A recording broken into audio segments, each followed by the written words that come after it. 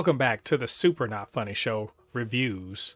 I'm your boy Mo, and we got to talk about Teenage Mutant Ninja Turtles Mutant Mayhem. It's out in theaters right now, and I got to let you know what I think about it.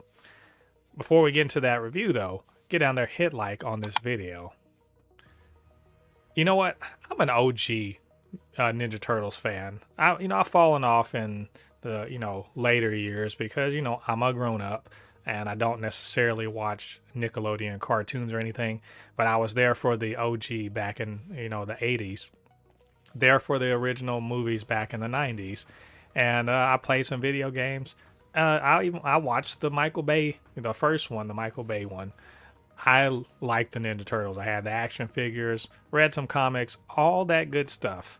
So, when they said they were going to make a new animated one, I thought, cool. Like, I'm with it. I'm absolutely with it.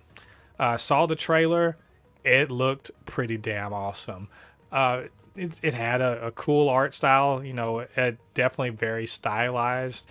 A lot of people said, hey, are they trying to copy off of Spider-Verse or anything? And, to be fair, probably Spider-Verse did lay some of the track for this movie.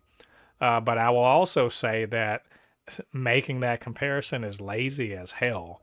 Like, when you actually see this movie and you want to sit there and call it a knockoff Spider-Verse, that is disrespectful to both Spider-Verse and to this movie, because the animators are clearly they're doing their own thing. They're absolutely adding some real artistic flair.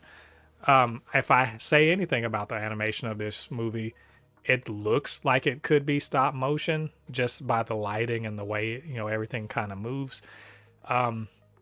They also make the artistic decision to be asymmetric a lot of the time. Like, you'll notice a lot of characters are sort of out of whack, as if a kid maybe's drawing them and they get pretty close but not all the way on.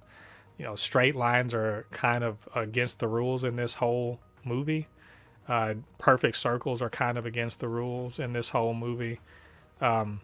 But there's a lot of dynamic camera movement.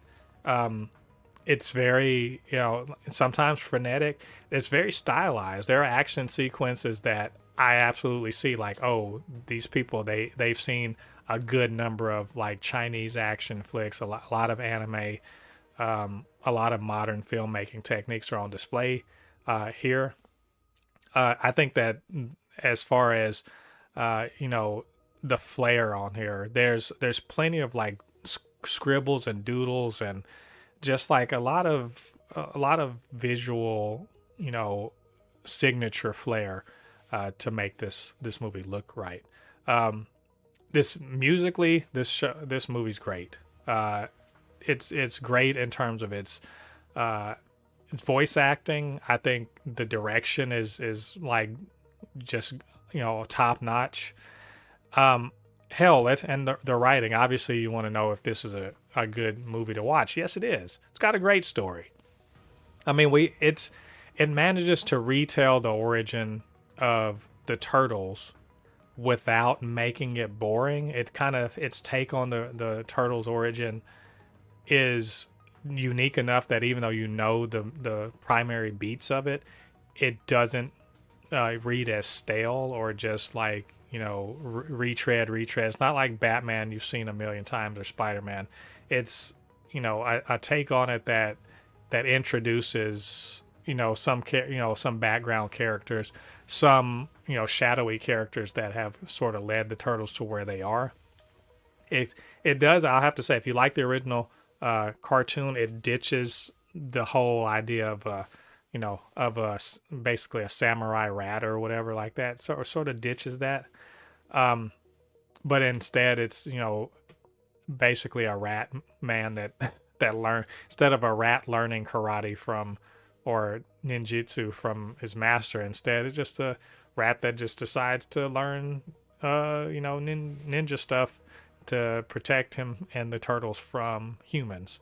That's like a big theme in this movie. Like the whole thing of the movie is essentially about the Turtles being, Baxter Stockman creates this mutagen. It accidentally gets on the Turtles and Splinter. Then they're sort of raised underground for 15 years, but they're raised underground in the same way that you might say that a kid from maybe the Middle East or Asia or something like that may be raised on American culture, kind of like from afar, and to kind of come to love American culture or modern culture in a way that they aren't necessarily allowed to be a part of, but they can still absorb it anyway. And it's very clear that as teenagers, Michelangelo, Raphael, Donatello, Leonardo, they're all, very steeped in, modern culture, on their phones and on their computers and everything like that. But they're also, trained ninjas, and they're not happy being cooped up anymore. And so, they contrive to go out into the real world and decide to be heroes so that they can gain acceptance. Their goal is to, hey, I want to go I want to go to high school. They embark on this kind of crusade, if you will, to catch the villain Superfly, who's been stealing a bunch of things and kind of causing mayhem in the city. And then they run into April O'Neil, who is a high school student, and she doesn't freak out and kind of befriends them and wants to also catch Superfly so that she can kind of, fix up something that's going on in her life and to kind of, basically improve her social standing, I guess you say. And so that kind of partnership, they have to sneak out because Splinter doesn't want them leaving the sewers except to go get food or anything, or get supplies. But in the meantime, they're going and kicking butt and all that other stuff. And then, of course, Superfly, why is Superfly? Who is Superfly? What's he up to? Why is he stealing all this stuff? What's the plan? And of course, it's a big old nefarious plan. It involves mutants, and also involves, a world-threatening, idea. And it all stems back to the whole thing with Baxter Stockman and hit the origin of the Turtles. And so one of the great things is you get some classic characters. I mean, if you see in the trailer, you get Bebop and Rocksteady, and you also get, Mondo Gecko. There's a bunch of mutants you get in here, and they're all just really damn cool. Like just they're well designed. They move well. They're fun. That the voice acting, as I said before, is pretty top notch. The writing for all these characters is pretty top notch as well.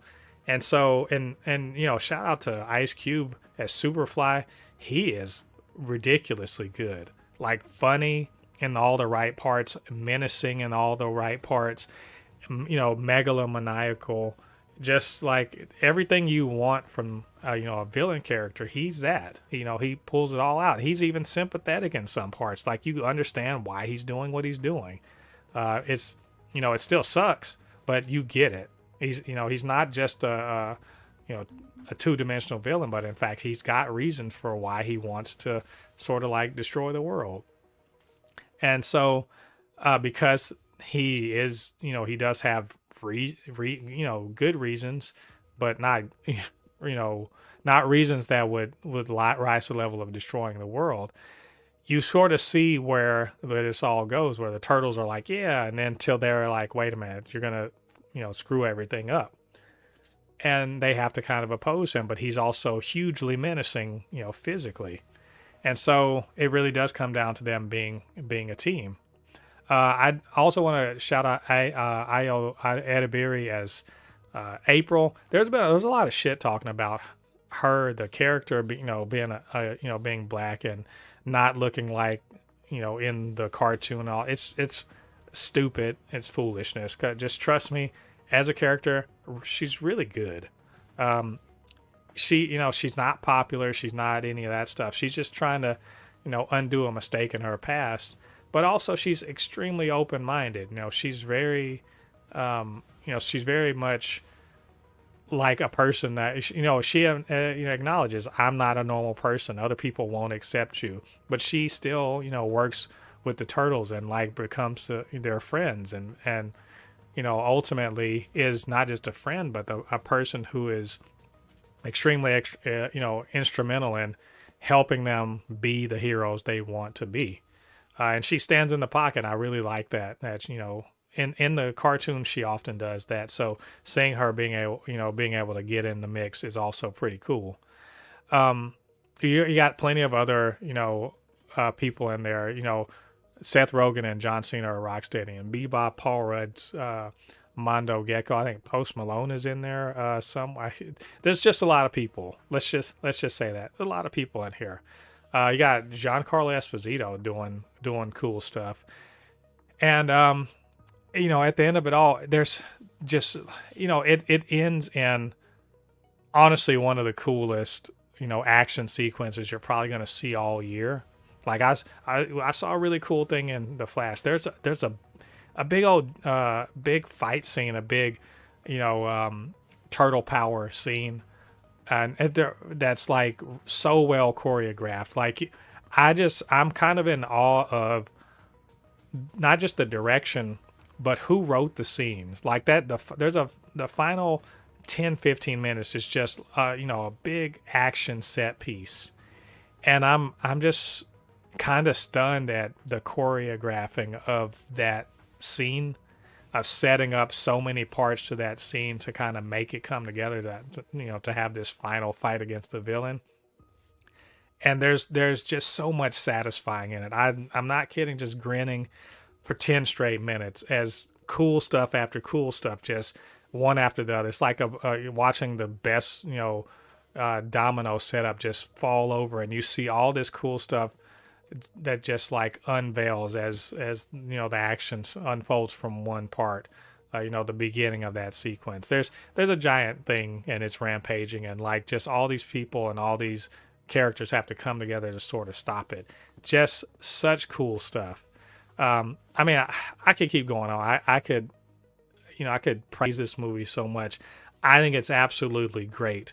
In a year without a Spider-Verse, Across the Spider-Verse, this would have been the best animated movie of the year, and it could probably have been in the running for top 3 or 4 movies of the year. It's just that freaking good. It really is. I can't recommend it enough. Everyone, if you like action movies, if you like if you like the Turtles from back in the day, if you just want something that's good and fun, wholesome, lots of action, and just a good fun time at the movies, this really is the movie for you. Like, forget, if you don't like animation, throw that out the door and watch this anyway. You will not be disappointed. So anyway, those are my thoughts on this movie. What did you guys think about it? And what did you think about what I had to say? Get down to the comment section, leave your thoughts there. And of course, you can always hit me up, supernotfunnyshow@gmail.com, or at supernotfunnys1 on Twitter. And while you're down there, hit like on this video, subscribe to the channel, and hit that notification bell. All those good things helps this channel to grow, helps more people to see these videos. All right, thanks for joining me. Come back to the channel. Got plenty more reviews and podcasts for you to check out.